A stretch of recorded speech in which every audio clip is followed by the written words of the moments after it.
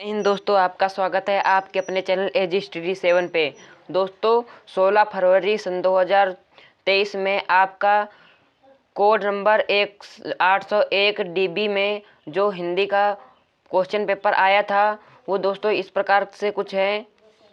तो दोस्तों जिनका कोड नंबर 801 डीबी है वो अगर हल करके पेपर आए हैं तो उनका दोस्तों कुछ इस प्रकार से पेपर उनका आया था। देखो, सबसे पहले समय आपको मिला 3 घंटे 15 मिनट। नोट: प्रारंभ के 15 मिनट परीक्षार्थियों को प्रश्न पत्र पढ़ने के लिए निर्धारित हैं। निर्देशांक पढ़ लीजिए आप। सभी प्रश्न अनिवार्य हैं। इस प्रश्न पत्र के 2 खंड आ तथा खंड बा हैं। तीसरा नंबर है खंड आ में 3 अंक के 20 बहुविकल्पी प्रश्न हैं जिसके उत्तर OMR शीट उत्तर पत्रक पर देने हैं। दोस्तों चौथा नंबर है खंड आ के प्रत्येक प्रश्न का निर्देश पढ़कर केवल प्रदत्त OMR शीट पर उत्तर पत्रक पर ही उत्तर दें। OMR उत्तर पत्रक पर उत्तर देने के पश्चात उसे नहीं काटें तथा इंजीनियर अथवा व्हाइटनर का प्रयोग ना करें। पांचवा है प्रश्न के अंक उसके सम्मुख अंकित हैं। खंड बा में 50 अंक के वर्णात्मक प्रश्न हैं, मतलब लिखने को 50 हैं। सातवां नंबर है खंड बा में सभी प्रश्नों के उत्तर एक ही साथ ही करें। खंड बा में सभी प्रश्न के उत्तर एक ही साथ करें।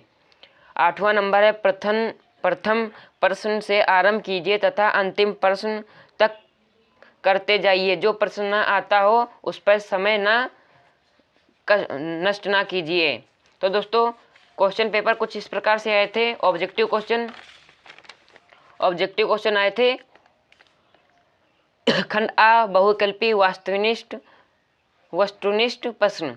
देखिए, चिंतामणि के रचयिता हैं, आपने पढ़ाया है, मैंने भी पढ़ाया था। चिंतामणि के कौन रचयिता हैं? तो चिंतामणि के रचयिता हैं आचार्य रामचंद्र शुक्ल हैं। तो दोस्तों अगला क्वेश्चन है पंच परमेश्वर कहानी के लेखक हैं। तो दोस्तों इसका राइट आंसर है प्रेमचंद्र, क्योंकि अभी हम आपको पूरा पेपर आपको दिखाएंगे। अगला है जयशंकर प्रसाद का नाटक नहीं है। तो दोस्तों इसका राइट आंसर होगा लहरों के राजहंस। अगला क्वेश्चन है शेखर एक जीवनी उपन्यास है। तो दोस्तों इसका राइट आंसर है सचियानंद हीरानंद वत्स्य अज्ञे। तो देखो शॉर्टकट में अज्ञे हैं, तो ये आपका राइट है। दोस्तों अगला है अपनी खबर आत्मकथा है। तो दोस्तों इसका राइट आंसर है पांडे बेचन शर्मा उग्र। अगला क्वेश्चन है भूषण किस युग के कवि हैं? तो दोस्तों इसका जो राइट आंसर होगा वो होगा रीतिकाल के। अगला क्वेश्चन है ललित ललाम रचना है। तो दोस्तों ललित ललाम किसकी रचना है? तो इसका राइट आंसर है ए नंबर मतिराम की। अगला क्वेश्चन है यशोधरा रचना है। दोस्तों यशोधरा रचना है, तो यशोधरा सुमित्रानंदन पंत की रचना है। अगला क्वेश्चन है आंगन के पार द्वारा रचना है। आंगन के पार द्वारा रचना है अज्ञे की। तो दोस्तों अगला है दीप शिखा काव्य संग्रह रचना है। तो दोस्तों महादेवी वर्मा आपका राइट है। अगला क्वेश्चन दोस्तों है करुण रस का स्थायी भाव है। आपको हमने करुण रस और हास्य रस का स्थायी भाव भी बताया था और पहचानने की ट्रिक भी बताई थी। तो इसका राइट आंसर है शोक। चरण कमल बंदो हरिराई उपयुक्त पंक्तियों में अलंकार है। तो दोस्तों चरण कमल बंदो हरिराई, चरण की तुलना कमल से की गई है। तो तुलना करने वाले कोई भी ये पैराग्राफ आए तो उसमें रूपक अलंकार होगा। अगला है यह सामात्रिक छंद है। इसके 4 चरण होते हैं और प्रत्येक चरण में 24 मात्राएं होती हैं। 11 और 13 मात्राओं पर यति होती है। या लक्षण किस छंद का है? तो दोस्तों इसमें परिभाषा दे दी है, आपको बताना है कौन सा छंद है। तो दोस्तों इसका राइट आंसर होगा रोला। अगला क्वेश्चन है दोस्तों पर्यावरण शब्द में प्रयुक्त उपसर्ग है। पर्यावरण में पार्या। तो दोस्तों आपका ए नंबर आपका राइट है। अगला है महानता शब्द में किस प्रत्यय का प्रयोग हुआ है? महानता। तो दोस्तों बहुत से लड़कों ने क्या किया, नता कर दिया, नता, लेकिन आपका ये रॉन्ग है, ता होगा सिर्फ, ता। बी नंबर आपका राइट है। अगला क्वेश्चन है सुख दुख में समास है। सुख दुख में समास है तो द्वंद्व समास है। आपका डी नंबर राइट है। अगला है निम्नलिखित में से अग्नि का पर्यायवाची नहीं है। अग्नि का पर्यायवाची नहीं है तो दोस्तों आपका ये होगा अनिल। अनिल वायु, ये वायु का पर्यायवाची है। तो निम्नलिखित वो अग्नि का पर्यायवाची ये नहीं है। अगला क्वेश्चन है अभ्युदय का सही संधि विच्छेद है। तो दोस्तों इसका सही संधि विच्छेद है डी नंबर, अभि धन उदय, ये आपका राइट है डी नंबर। अगला है मधु शब्द का पंचमी विभक्ति एवं एकवचन रूप है। तो इसका दोस्तों जो राइट आंसर होगा वो होगा मधुनी। अगला क्वेश्चन है पढ़िष्ठ धातु रूप का वचन एवं पुरुष है। तो दोस्तों इसका राइट आंसर होगा बी नंबर। बी नंबर आपका राइट है, बहुवचन मध्यम पुरुष। तो दोस्तों ये 20 नंबर के आपके ऑब्जेक्टिव आए हैं। और अब हैं 50 नंबर के वर्णात्मक प्रश्न। इसमें क्या है, निम्नलिखित गद्यांशों में किसी एक का गद्यांश पर आधारित सभी प्रश्नों के उत्तर दीजिए। देखो 6 नंबर के पूछे गए हैं। तो दोस्तों आपको ये पढ़ा है आपने, असरोही पास आया, ममता ने रुक रुक कर कहा मैं नहीं जानती कि वह शाहजहां था। तो दोस्तों ये है ममता लेसन का।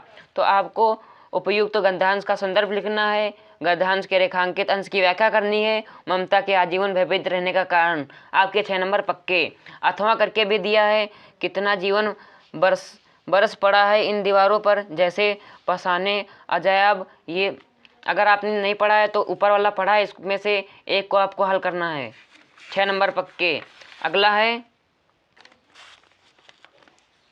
ये है अब 6 नंबर का। अब है पद्यांश। निम्नलिखित पद्यांश में से किसी एक पद्यांश पर आधारित प्रश्नों के उत्तर दीजिए। पुरते निकसी रघुवीर बधू धर धीर धये, मगमे डग दे झलकी भरी भाली कनी, जलकी पुट सूख गए मधुरा धर दे। तो दोस्तों आपने पढ़ा होगा तुलसीदास के वन पथ से ये उद्गृहित है, धनुष भंग के रामचरितमानस के। तो दोस्तों आपने पढ़ा होगा। तो इसका उपयुक्त तो संदर्भ करना था। और श्री राम जी के नेत्रों में आंसू क्यों बहने लगे, और रेखांकित अंश परिकुटी करिहो कित में कौन सा अलंकार है। आप अगर आपने ये हल किया होगा तो आपके 6 नंबर पक्के।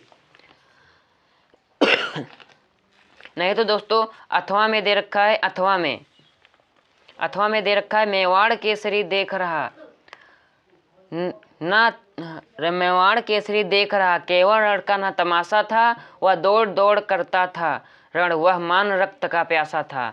तो दोस्तों इसमें आपका संदर्भ बताना था, मेवाड़ केसरी किसे कहा गया है तथा वह मान सिंह पर रक्त का प्यासा बनकर क्यों टूट गए पड़ा, और रेखांकित अंश में उपयुक्त अलंकार का नाम लिखिए। इसमें लोह महामृत्यु को साथ साथ मानो प्रत्यक्ष कपाली था, मानो आ गया, उत्प्रेक्षा अलंकार है बस।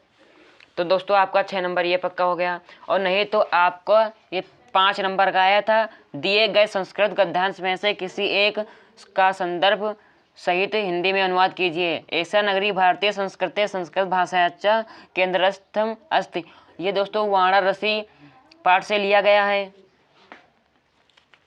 और दोस्तों इसका हिंदी में अगर अनुवाद कर दिया है तो आपके 5 नंबर पक्के। अथवा करके दे रखा है नागरिका बहुकलम यवता अचिंत्यता पर परहेलिका उत्तर दंत्वम समर्थ्या न अभवत। ये आपका दे रखा है, इसका संदर्भ वो हिंदी में अनुवाद करना है। अगला क्वेश्चन दे रखा है नीचे दिए गए पद्यांशों में से किसी एक पद्यांश का संदर्भ सहित अनुवाद कीजिए। तो दोस्तों आपको मैंने ये पढ़ाया था, सर्वे भवन्तु सुखिनः सर्वे सन्तु निरामया सर्वे भद्राणि पश्यन्तु मा कश्चित् दुर्भाग् भवेत्।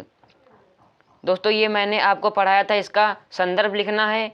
ये जीवन सूत्र से लिया गया है और इसका हिंदी में अनुवाद कर देना है। तो आपका 5 नंबर ये पक्का। दोस्तों आपका श्लोक आपका खंड काव्य आया था 3 नंबर का।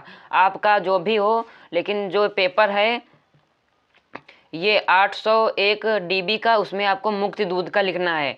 तो देखो मुक्ति दूध खंड के प्रथम शक की कथ्य वस्तु संक्षेप में लिखिए। तो ये आप लिख दीजिए, 3 नंबर आपके पक्के। अगला देखते हैं।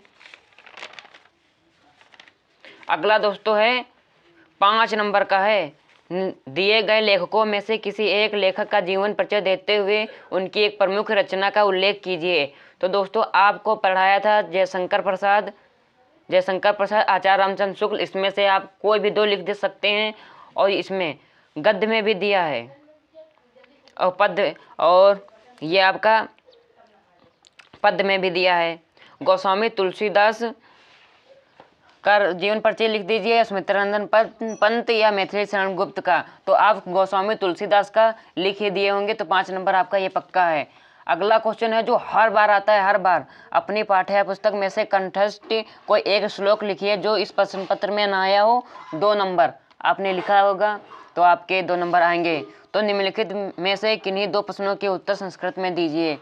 4 नंबर के हैं, 2 के देना है। तो दोस्तों 2 बहुत ही इजी हैं। वीर केन पूजते वीर वीरण पूजते, चंद्रशेखरा काशी चंद्रशेखरा एका देशभक्ता असीत। तो दोस्तों अब आखिरी है 9 नंबर क्वेश्चन, जो 9 ही नंबर का है। तो दोस्तों निम्नलिखित में से किसी एक विषय पर निबंध लिखिए।